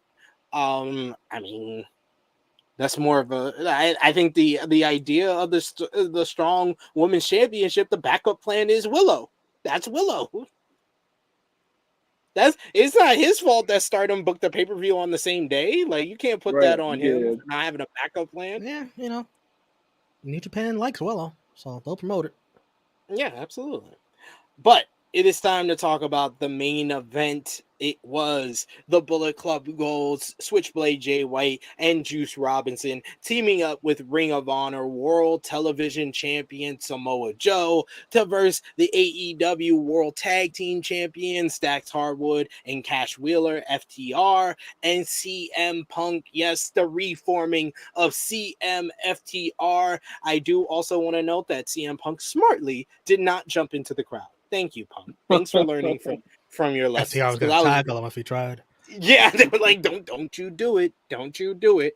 I really enjoyed this matchup. I thought that the crowd was very much energetic and into this one. Their energy was high. And you had Jim Ross joining the commentary team. He said he was so excited, but he was talking very hoarse after getting hurt over the weekend. You started off with Jay White and Dax Harwood in the ring. They're training heavy chops. They were chopping their chests off at the beginning here. Harwood, especially with some hard chops to him.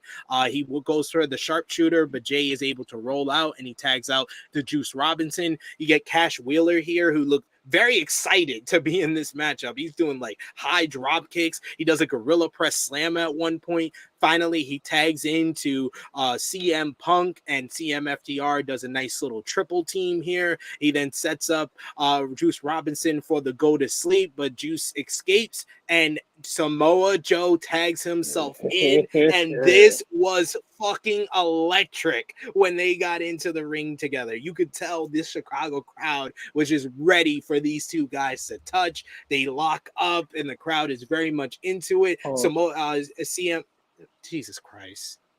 Could you relax? Calm your paws down. They're locked up. They stare down with each other. We get CM Punk with the headlock, which I popped for because 60-year-old SP3 was like, I know that reference. I was pointing to the TV like, I know that reference. What is this reference? Basically, the headlock is basically how CM Punk said he was going to wear down Samoa Joe, because at the point that he was facing Samoa Joe, he was one of the longest reigning ROH champ. He was the longest reigning ROH champion at that time, and no one had really gone past like 20 minutes with him. So CM Punk said that he's going to take Joe into deep waters, and he was going to control the match by putting on the headlock on him. So that's why their first match went to a 60-minute time limit draw. Their second match went to a 60-minute time limit draw, where it was about 20 minutes of headlocks. But unlike Bret Hart and Shawn Michaels, it wasn't a rest hold. It was actually a strategy. Gotcha. You haven't seen those matches, Romeo? I have not. You should. I know. You should. Those are matches that made me wrestling fan still when 16, when I hated WWE. But yes, the match continued on. Eventually, we get a whole bunch of offense. Nice little exchange between Joe and Dax Harwood. I know it happened during the commercial break, but they were dead ass chopping the shit out of each other too. You get Switchblade Jay White in there with CM Punk at one point. He's looking to put him away, put him in the Blade Runner, but Punk is able to keep escaping. You get a whole bunch of close near falls throughout this matchup. Eventually, Joe and Punk are back into the ring with one another, and Joe locks on the Coquina clutch when Punk goes for the go to sleep. I love this visual right here as Joe has on the choke, and Juice and Jay are holding back FTR, and it looks like CM Punk's about to pass out, but finally Cash Wheeler is able to break free, hits a tornado DDT on Juice Robinson, and then pushes Jay White off the apron, so Dax Harwood makes the save. And I love commentary kind of putting it over that if it wasn't for FTR, Samoa Joe was going to choke out CM Punk. Joe tags by out. By the way, Punk had really good facials in that. Yeah. He looked like he was going to faint. Like, he was really good. Joe tags out to Juice Robinson. Juice takes the big rig, followed by the go to sleep, to give the victory to CM FTR. This one got a bunch of time. I believe it went over 22 minutes, and this was a hell of a way to close out the show. A fabulous trios matchup with CM FTR getting the victory. I wouldn't argue if anybody said this was the match of the night, because all six guys worked really hard in this one, and it finished off what was a damn great start to the Collision area as CMFTR celebrated with the Chicago crowd going wild. What did you think about this match, Romeo, overall, and CMFTR getting the victory? Let me just say that, I don't know what's going on in Jim Ross's personal life. I don't know if he's out making drug transactions, prostitution. I don't know what. He's getting beat up. He's got black eyes. He's got falls. This is multiple times. At least 4 instances. 4 of them for JR. His voice is gone too. It's like he should have sat this one out. I don't know if I should put that on AEW, or maybe JR himself should just, be like, JR should, as a person, you should be self-aware and know, JR I don't have it tonight. JR was getting his ass beat. He was screaming for help. That's why his voice was hoarse. That's why he lost. Listen, man, no, man, I don't know what's going on. Good God. SP3, if you don't play that damn warning, I will. That's not what I mean.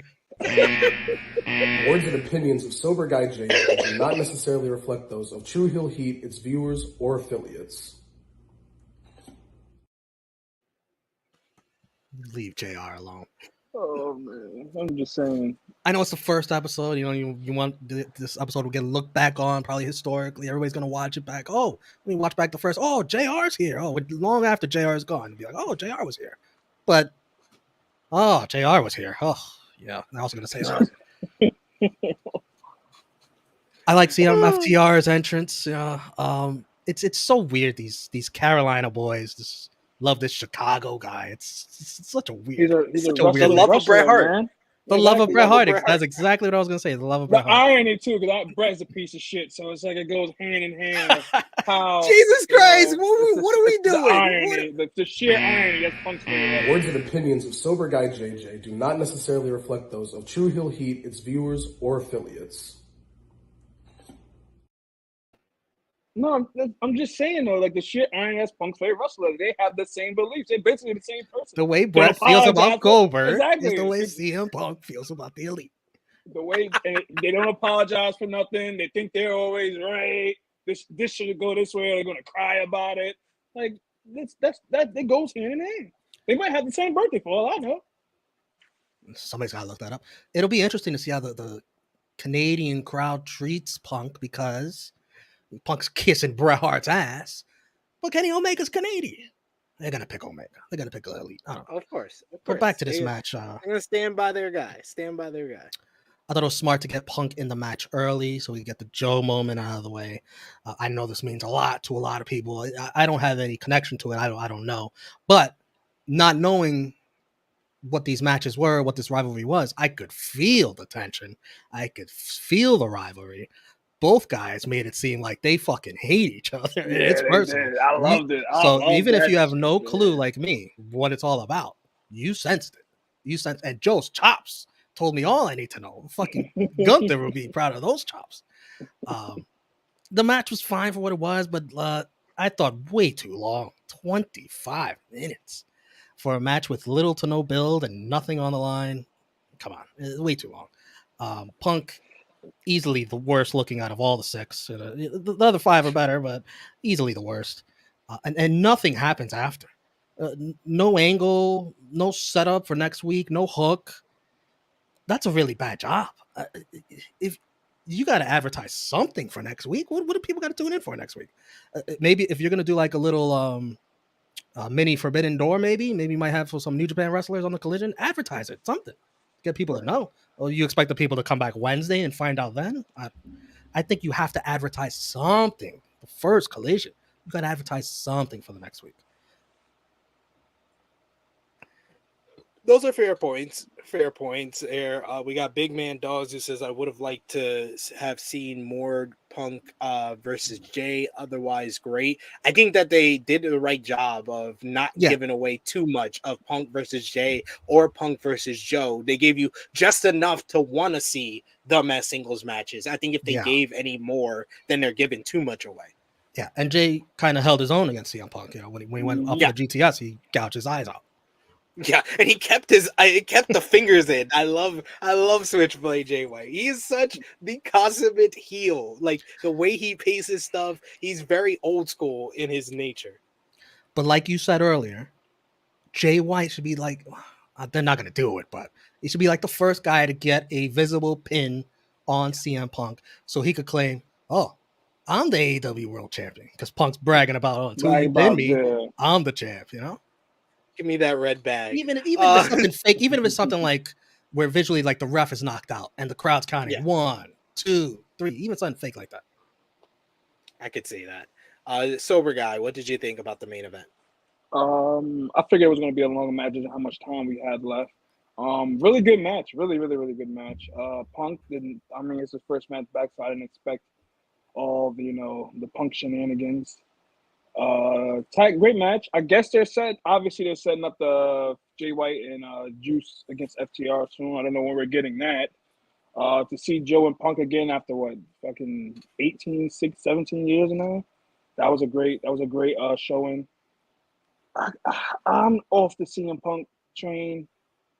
Pause. I just don't care as much now. This is what his fucking fourth return in 2 years, less than 2 years. It's like, all right.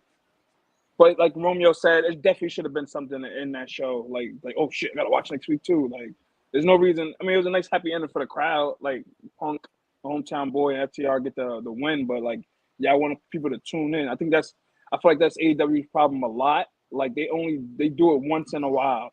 But like when as wrestling fans, there's certain things you want to see. Like oh shit, I definitely got to tune in next week. Not having a fucking 6-match, 5-match card rundown in 30 seconds. It's not always gonna make you hype for the next show. But it should be. I mean, it was a really good show. So maybe next week, I don't know. It'll be in Canada, I think, right? Yeah. Yes, in Toronto. Forbidden Door. The day before Forbidden Door. Yeah. So hopefully we get something nice. Yeah, I think they're going by the basis that they believe more people is going to watch Dynamite, so they could do the hard sell for Collision there. So I understand that, but I do agree with Romeo. They should have had a hook for next week, and especially with the fact, Sober Guy says that they don't do a good job of that. I think they've been doing an excellent job of that as of late. I would say they've had 3 of their best endings ever to Dynamite that made people want to watch the following week in the last month, between Don Callis turning on Kenny Omega and the steel cage match between Moxley and Omega. Following week, you had Hangman Adam Page returning and reuniting with the Elite, and then this past week you had that multi-layered ending that had Ospreay come out and lay out Omega. You had Eddie Kingston return, so those are all a bunch of hooks. Where I'm pretty sure this week's Dynamite will have a much better rating than last week's Dynamite. So I think that should be proof positive that they need to do more to build up these Collision shows, especially with the fact that they haven't been selling tickets that well outside of this show. I like the way WWE has stacked up the SmackDown before Money in the Bank, which is also in London. I think AEW should have done a similar thing for the Collision before Forbidden Door. I agree with you. Like you said, though, we still do have Wednesday. Again, they should have built it off of this show because it's the first show. So you want people to keep tuning in every Saturday. Like Saturday is not a great day for like a cable wrestling show, So they should have did something to set up for next week. Again, we still, like you said, we still have Wednesday, so we'll see.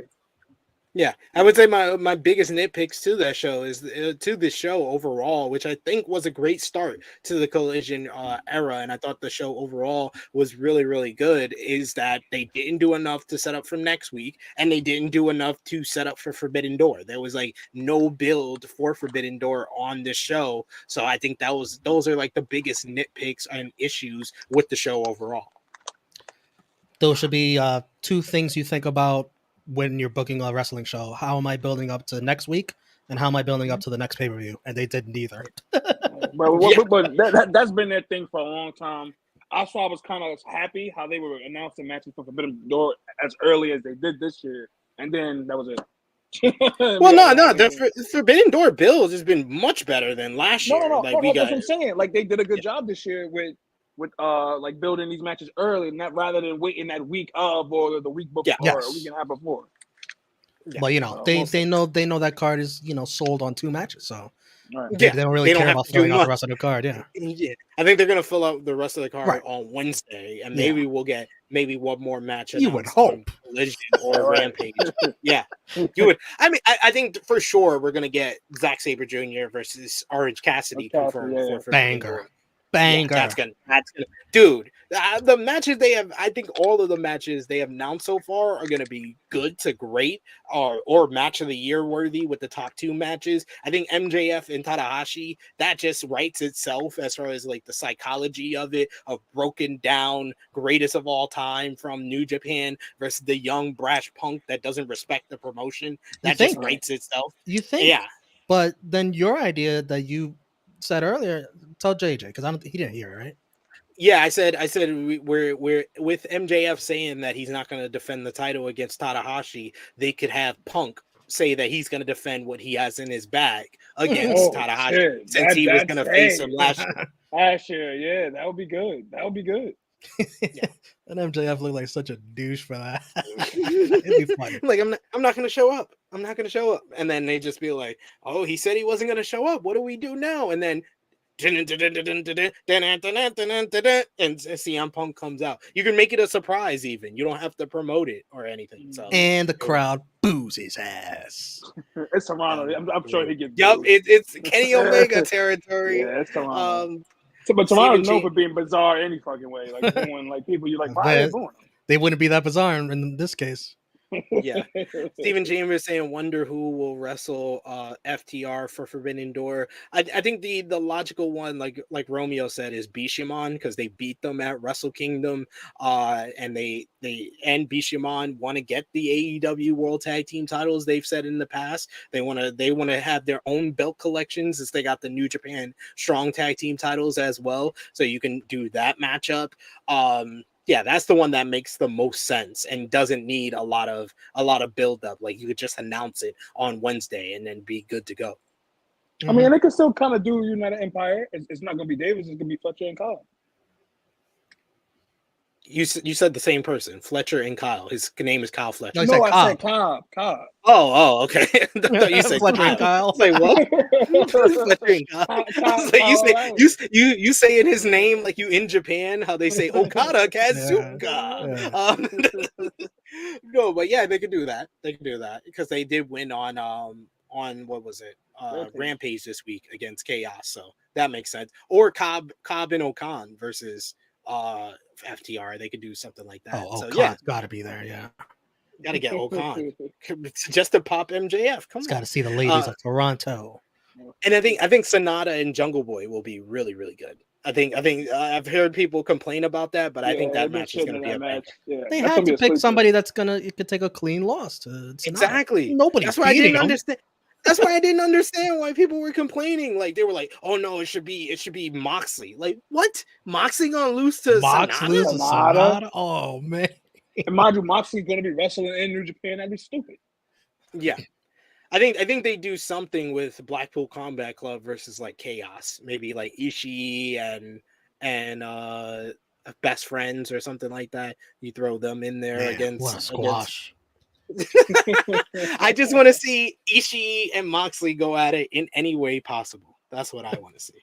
But that brings us to a close on this review here. Sound off in the live chat. Last call for super chat donations. That always helps us out. We appreciate those, but let us know your match of the night, your MVP, your LVP. Out of 10, what did you give the show? And thumbs up, thumbs down, thumbs in the middle. For us on screen, let's put our thumbs in the middle for the premiere episode of AEW Collision in 3, 2, 1. Thumbs down for Sober Guy. Thumbs up across the board from all of us here. Romeo, out of 10, what did you give the show? I give it a 7. I thought it was good, not great.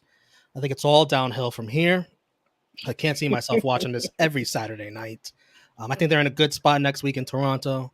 Even though they still somehow they still got half the tickets to sell, which I don't get. I think the Forbidden Door crowd should be getting all those tickets, but you see what happens when you don't advertise anything? They don't want to fucking buy the tickets. After that, it's rough. With the tickets. When they get to Hamilton, there's no tickets sold for there. Yeah. That's a Thursday, too.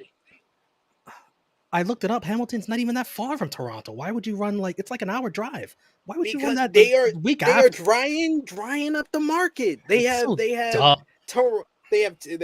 Collision and then Forbidden Door in Toronto, Hamilton for Dynamite, and then Hamilton the next day for Collision.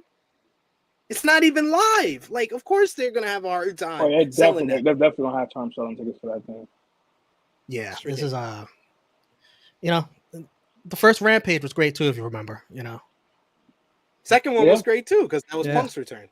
Yeah, the first month was a nice good run for Rampage, and then after that, steady we'll see. decline. We'll see how it goes, how it pans out. Punk on here makes it a little bit better, but Sober Guy, out of 10, what did you give the show? I give it an 8. It wasn't nothing I really didn't like, even besides the acclaim shit, but the crowd loved it. So what the fuck? I agree with Sober Guy. I give it a 8 out of 10. I thought it was a great start to the Collision era, and there was a lot of stuff to like on this show. Andrade and Buddy Matthews in a banger. The main event was a fabulous trios matchup. You had Miro looking like a superstar out of this. The women's tag match was good as well. So I enjoyed a lot of it. My only nitpicks is that of what's next. They didn't leave me with the what's next feeling, and I knew what was going to happen on next week's show or Forbidden Door. So that's the only nitpicks, but 8 Felt out like a of 10. special. Yeah, it felt like a special. It felt more like a special than a new weekly show. That's the issue. Sober Guy, what is your match of the night? Oh, Matthews and Andrade, for sure. Romeo? Anytime you bust out a figure 8, match of the night. Oh, here we go. I'm only saying that because you missed me waxing poetically about it. That's all. I agree though. Buddy Matthews versus Andrade El Idolo. Bro, that's my match of the week. I liked it better than MJF Cole. I don't know. It's close. It's close. I think my initial rating is just slightly below MJF and Cole, but on the same par. The hell out of me. So I don't it's know. on the same par as Hung Bucks versus Blackpool Combat Club. I didn't hear enough people praising how great that match was. So both of those matchups. This is a week where AEW is going to dominate my star ratings. Like they delivered some great matches this week between Dynamite and Collision here. Yeah. So we're all in agreement. Buddy and Andrade for match of the night. MVP for the show, Sober Guy. I would say Punk, but like he has no accountability bone in his body, so I don't want to, praise that. Scott Blue picking up a big I can't believe I'm saying it. Scott Blue for picking up a big win in her hometown. Disagrees with you. Gives us the Sky Blue and CM Punk, the Chicago-born people. Romeo, who you got? I can't give it to Sky Blue. Willow did most of the work. I'm going to give it to Andrade and Miro. And I'm also going to give it to the guy with the CM junk sign.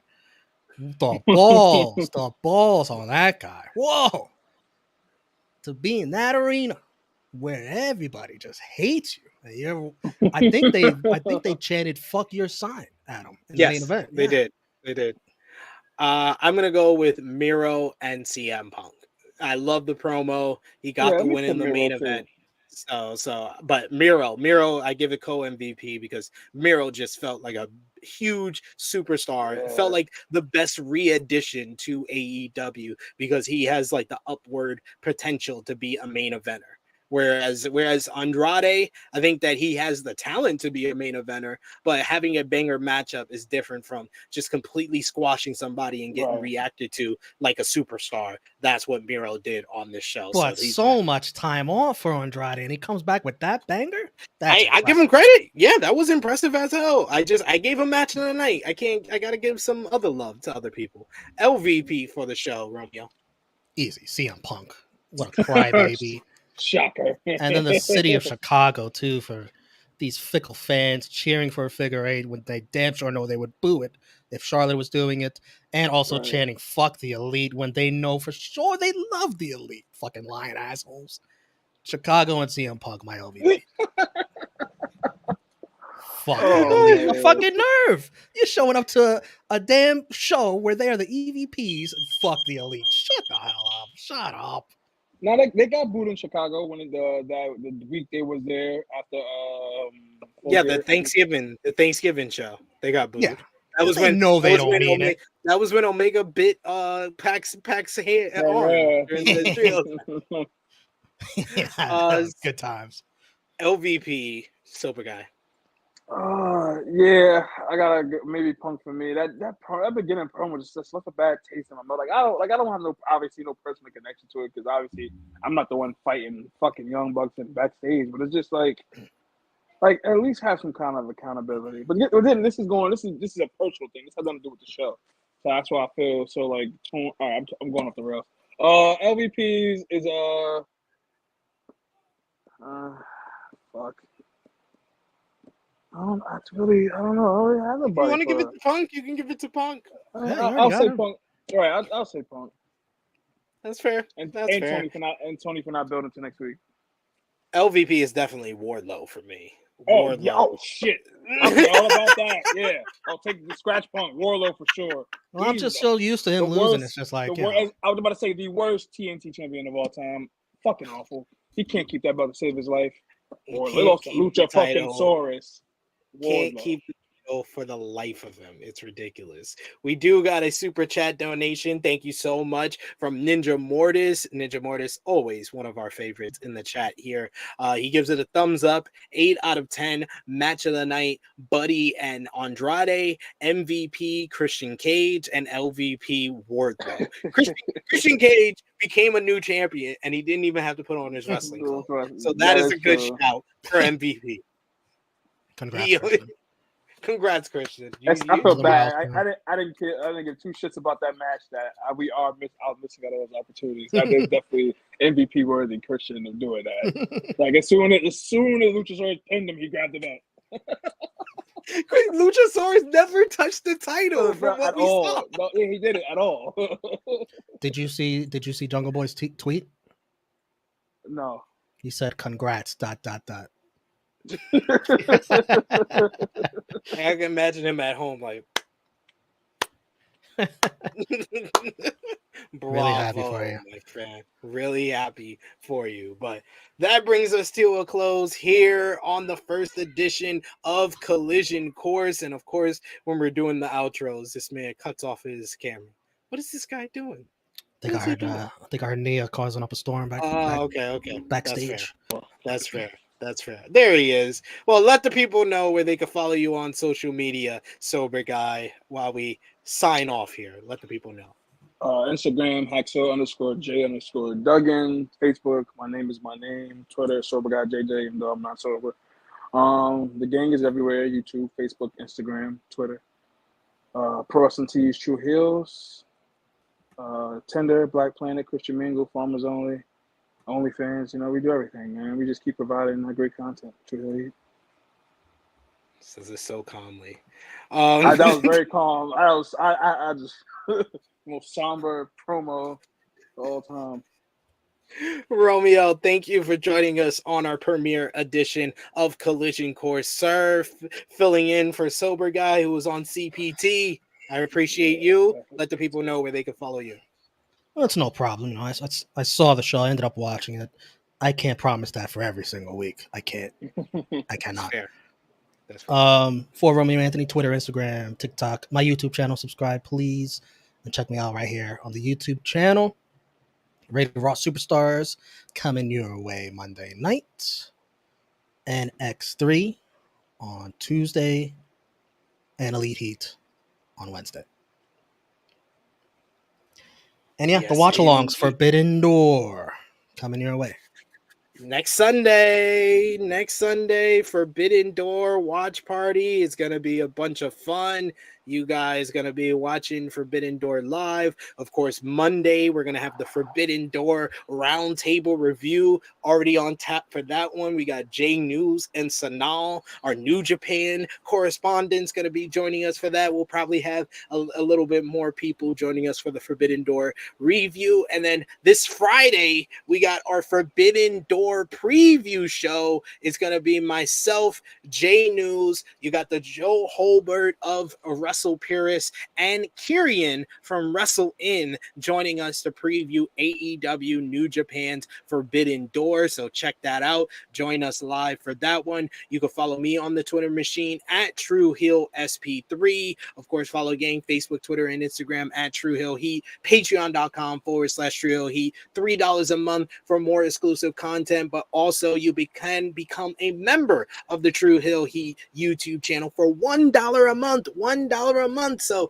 take advantage of it while you can with our membership program, because you'll get plenty of extra perks for our live chat and much, much more. And of course, join us for all the great stuff that we got here on the channel, all the stuff that's already up on the channel, like yesterday's True Hill Heat 2:30 Flash Hit podcast with myself, Miss Chrissy Love, and special guest Steven Jensen of Fightful. He joined us to talk about the CM Punk ESPN interview, AEW Dynamite, night, and we talked about this week in wrestling with Jey Uso betraying Roman Reigns and the Bloodline implosion leading to the Bloodline Civil War coming up at Money in the Bank, plus much, much more. So check that out, True Hill Heat's Flagship Podcast. But thank you so much for everyone for joining us. Thank you to Romeo, Sober Guy JJ, and everyone as always. This has been Collision Course number 1, reviewing the premiere episode of AEW Collision, Counterfeit Bucks.